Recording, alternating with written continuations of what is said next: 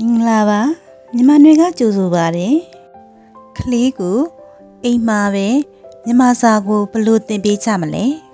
ကိုယ့်ရဲ့သားငယ်သမီးငယ်လေးတွေကိုအိမ်မှာပဲမြန်မာစာကိုကိုယ်တိုင်သင်ပေးဖို့ကြိုးစားနေကြတဲ့ဖေဖေမေမေတွေအတွက်လိုအပ်တဲ့အကြံဉာဏ်လေးတချို့ကိုဒီဗီဒီယိုမှာပြောပြပေးထားပါတယ်ကလေးလေးတွေကိုမြန်မာစာစတင်တဲ့အခါမှာကြီးတရကြီးတွေအသက်ဆိုပြီးတော့မြန်မာစာသင်မုန်းကြီးဖက်စာတွေကအစီအစဉ်တိုင်းသင်လို့ရတယ်လို့ပြီးတရအသက်ပြီးတွဲဆိုတဲ့မြန်မာအခရာစဉ်တွေကအစီအစဉ်တိုင်းလည်းသင်ပေးလို့ရပါတယ်ပြီးဆိုတာကတော့ကာကြီးအစာအစုံ33လုံးသောမြန်မာပြည်အခရာတွေဖြစ်ကြောင်းသိကြမှာပါနော်မြန်မာတရတွေကတော့အာအီဥအေ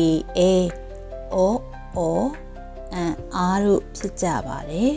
မြန်မာစာသင်ယူမှာထည့်သွင်းအသုံးပြုထားတဲ့တရတွေဖြစ်လို့သင်ယူတရ12လုံးလို့လည်းခေါ်ပါတယ်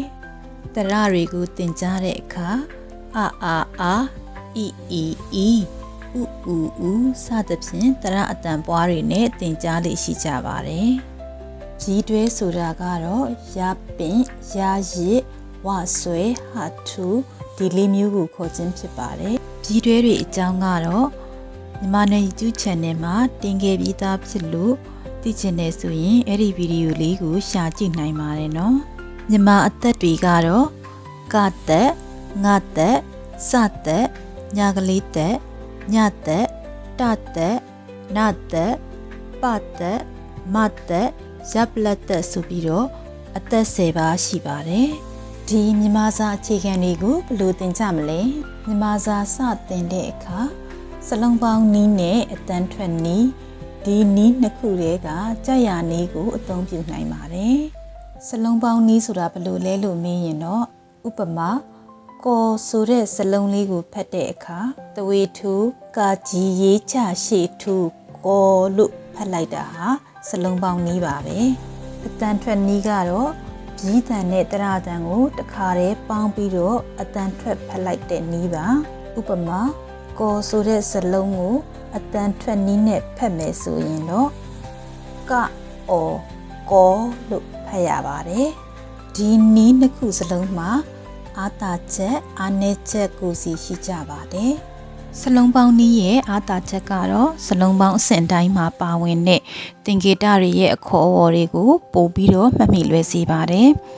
ဒီလိုမှတ်မိတဲ့အတွက်စာရေးတဲ့အခါမှာကလေးဟာစလုံးပေါင်းမှန်အောင်ရေးနိုင်တဲ့အလေးအကျင့်ရလာပါတယ်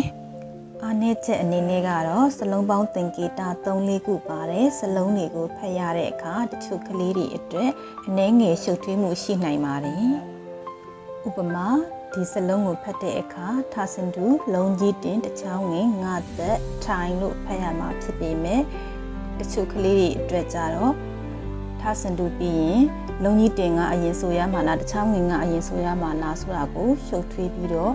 ဇဝေဇဝါဖြစ်နိုင်ပါတယ်စလုံးပေါင်းမှာပါတဲ့သင်္ကေတတွေကိုအစင်စင်နာမည်ခေါ်ပြီးဖတ်သွားရတာဖြစ်တဲ့အတွက်စာဖတ်နှုံးလေးနေနိုင်ပါတယ်တန်ထွက်နည်းရဲ့အာတာချက်ကတော့ကြီးတန်နဲ့တရတန်ကိုတပါးတည်းပေါင်းပြီးတော့အတန်ထွက်လိုက်ရတာဖြစ်တဲ့အတွက်အတန်ထွက်ကိုမမိလွယ်စေပါတယ်စလုံးပေါင်းနေစရာမလိုတဲ့အတွက်စာဖတ်နှုံးလေးပုံမြန်ပါတယ်အတန်ထွက်နည်းရဲ့အားနည်းချက်ကတော့စလုံးပေါင်းသင်္ကေတတွေကိုအမြင်နဲ့သာမှတ်သားရတာဖြစ်တဲ့အတွက်ဒီသင်္ကေတတွေကိုမှတ်မိဖို့ခက်ပါတယ်စလုံးပေါင်းသင်္ကေတတွေကိုမှတ်မိဖို့ခက်တာကြောင့်စာရေးတဲ့အခါမှာလည်းစလုံးပေါင်းမှန်အောင်ပို့ပြီးတော့အားစိုက်ရပါတယ်စလုံးပေါင်းဖတ်နည်းနဲ့အတန်ထွက်ဖတ်နည်းနှစ်ခုစလုံးမှာအာတာချက်အားနည်းချက်ကိုစီရှိတာကြောင့်မိမိကလေးရဲ့သင်ယူမှုပုံစံကိုကြည့်ပြီးတော့ဘယ်နည်းနဲ့သင်တော်မလဲဆိုတာကိုဆုံးဖြတ်နိုင်ပါတယ်ဒီတန်တွေကိုဘယ်လိုသင်မလဲတရတန်တွေကိုဘယ်လိုသင်မလဲဒီတွဲတန်တွေကိုဘယ်လိုသင်မလဲတက်တွေကိုဘယ်လိုသင်မလဲဆိုတာကိုလည်းနောက်ထပ်ဗီဒီယိုလေးတွေမှာပြောပြပေးသွားမှာဖြစ်လို့မြန်မာနွယ် YouTube Channel လေးကို Subscribe လုပ်ထားဖို့မမေ့ပါနဲ့နော်